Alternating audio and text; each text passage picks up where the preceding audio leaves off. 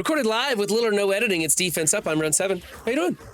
Today we're going over KyronTheBackstabber's defense, and he's got a weird defense. A whole bunch of stuff we haven't really seen before. Here's the thing. He came with the picks to prove it. He's getting defensive victories with his Room 6, and he's able to one-shot everything on offense, and it's kind of strange because he's got a lot of weird stuff going on in this defense that you normally would think this is a terrible idea. But it's working, and that's the thing. So we're going to talk about how he can improve this very unusual defense in some subtle ways.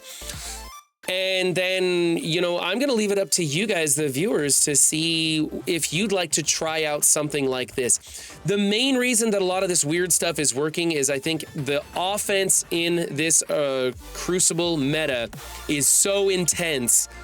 It gives you opportunities to do a lot of weird stuff with your defense and maybe even, forget about rooms 1 through 5 and just put something big in 6.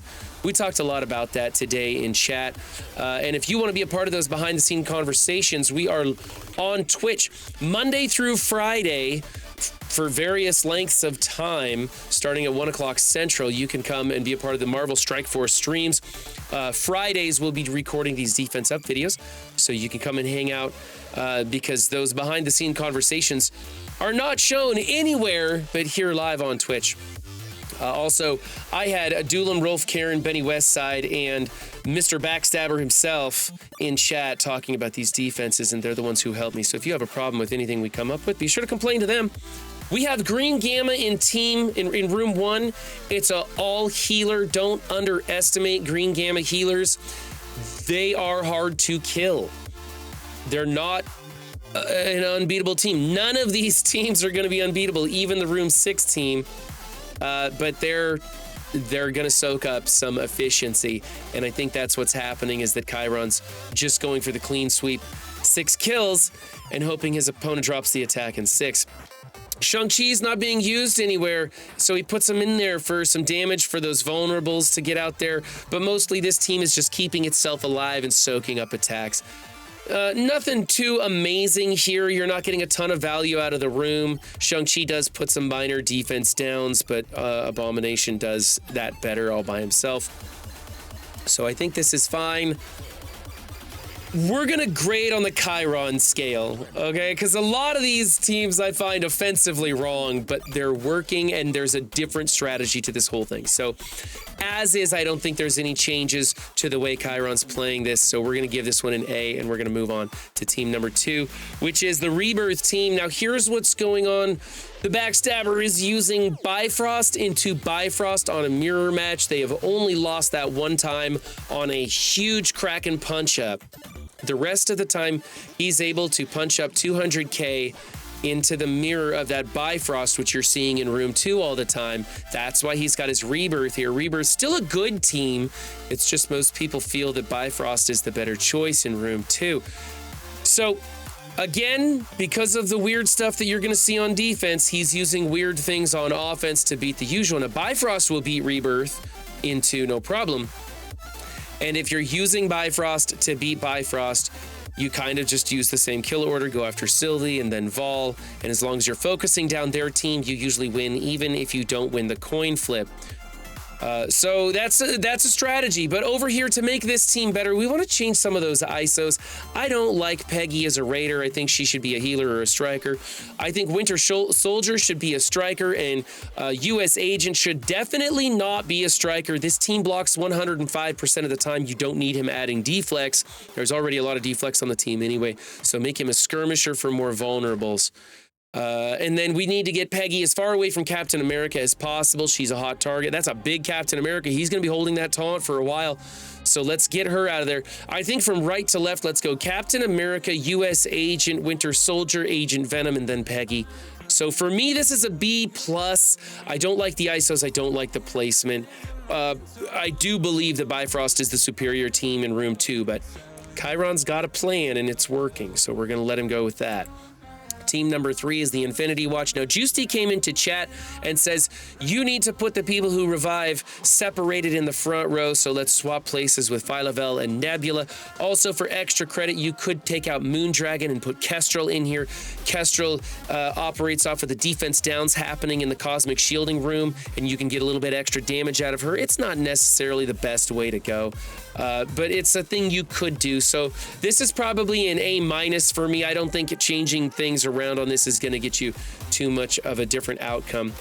Team number 4 is the, what are we, Secret Defenders, Avengers, New Age Avengers, one of the teams with the new tags that I can't, because there's so many coming at us fast and furious. So we've got Robbie in here. He's a striker for bleed damage. I think he could also be a raider. We got Black Bolt in here, who is supposed to be a striker, but he's power crept, and we need more vulnerables on the team. We could change him to a skirmisher, at least temporarily. He's just basically there for the burps. Then we've got Miss Marvel, who only has 3 red stars, so she's a level blue 5 fortifier, and that's okay. But I think maybe later we're going to want to change her to a skirmisher for a variety of game modes, actually. For right now, because of those low stars, I think maybe Fortifier is the way to go. Photon as a striker, that's fine. And of course, Quicksilver as a raider, that's good too. Basically, we've got 3 strikers and only 1 person putting out vulnerables, so that's why I want Robbie to be a raider or Black Bolt to be a skirmisher, or you could put skirmisher on Miss Marvel. I think she kind of needs to be a fortifier right now because of those low stars. Her job is to throw out that taunt and hold it there for a while. We're pretty skeptical over this team. It does get offense up rather soon, and you can get those assists, and then Black Bolt can burp them off of the field, so this could work well. It might, and it's new, and people don't know how to deal with new stuff, so they usually overestimate it or underestimate it, and you don't know how it's going to go. So for right now, I think this is probably going to be like a B+, but we should look into changing up those ISOs to get more vulnerables on the field, and then consider in the future if your Team 6 isn't working, and we'll get there. I know, I keep plugging Team 6. We'll get there. If that stops working, then we might want to look at swapping some of these people, specifically Hardlight, into the Team 6 room. All right, moving on to room number 5. This is a travesty. You have Gambit in here without Rogue. Phoenix does not take her place, especially that small of a Phoenix. I'm not sure if this was even like a G17 level 95 Phoenix, if this would be an exciting team at all. This is starting to look like a junk filler at this point. You might be better off throwing in an astonishing X-Men with Gambit instead. I don't know. This doesn't really excite me. I would like to see Rogue in here. However, that's not the point of this. It really is just kind of a filler, and Kyron's hoping that room 6 holds. So I don't like this at all, but that's part of the plan. I honestly think, like, if the Magic is bigger, it might be better to throw Magic in place of Jubilee if you're not going to have Rogue in on this team. Rogue and Gambit are kind of the linchpin of this season's Room 5. Whatever you want to put around them tends to work really well. I prefer a slight hybrid over the 5-piece because then you're getting some value out of the room. But then again, you're not using the leftover pieces of the X-Men anywhere else. So there's nothing to be done differently here with Kyron's strategy, unfortunately. It's just a hideously useless room. Basically, Kestrel and anything big is going to remove this team from room 5, and it's not going to be a big deal.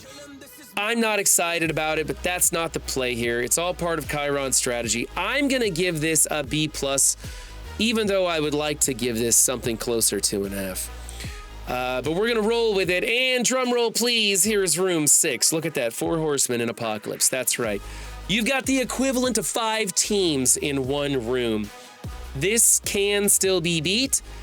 We haven't seen anybody do it in one shot. So if Kyron can clean sweep his opponent, and he has a plan for everything the normal meta is showing us, then he wins, because they can't get this in one shot. In fact, most of the time, and he showed us the screenshots, it was 2 and 3 taps to get this team. Here's what I don't like about this one. We've got 4 strikers and Red Hulk as a raider putting out vulnerables. Big APOC does put out some of his own vulnerables, so that's a thing, but I would like to switch Rogue to a skirmisher if not just put her back in room 5. That way you're getting somebody else putting some vulnerables on the field. Also, there's something to be said about taking Archangel off of this and placing in something else. You would think to put in a pre-taunt tank, but that just kind of means the new warriors are going to come in here and strip that taunt. But we talked about some other stuff. The idea is this is just really troublesome. It's highly resistant. The resist bonus in this room is unreal, and it's really hard to land things and make it stick, and this team just kind of continues to go. I don't recommend people do this, but Kyron has built his entire defense from the ground up to focus on utilizing this room in 6 and using some unorthodox methods of getting through the usual stuff we're seeing in Crucible. We are fortunate in that the offense allows us to do weird stuff like this. And in the Diamond League, I think Kyron has the ability to get through these teams, relying on his opponent to make at least one mistake. When you get up into Masters, though, people are going to start one-shotting all of these rooms, and then it's going to be down to efficiency. So depending on where you're at in your Crucible leagues, maybe you want to try this out and do some weird stuff on offense, or maybe you want to stick to the standard and just focus on your offensive attacks being as efficient as possible. For me, with the Kyron grading curve, I think this is an A-. I want to see Rogue have a skirmisher for more vulnerables. The placement otherwise is fine. I do think that as this team starts to get one shot, as people start to beat Mr. Backstabber, and he needs to start looking into more efficient ways of going about it. Probably pull Archangel off for offense into that Death Seed teams and throw his Bifrost in there in room 2 instead of the Rebirth. And then, of course, take Rogue off, put her in room 5 with her unlimited hybrid team. Then you could try something else, moving that room 4. What are we calling these? Secret Defenders. We could take them off and filter them into room 6 and see if that changes it. We know that these guys are pretty tough in the arena meta, so they might work pretty well in room 6 where they're just getting some pretty hefty stat bonuses, and of course the abilities, special and ultimate, playing out faster. So yeah, it's interesting. If it ain't broke, don't fix it. I'm not sure I would do this, but it's working for KyronTheBackstabber, and we do like different stuff. It's always fun to see people trying out new things, giving us some ideas and some fun things to talk about. Remember, if you want your defense featured on Defense Up today, I'll try not to stumble over my words when I review it. Just meet me on Discord, hit me up, send me the pics. We'll put you in the lineup and get you featured. Remember, guys, don't just have a good game, be good to yourselves and others too, and I'll see you next time. Bye.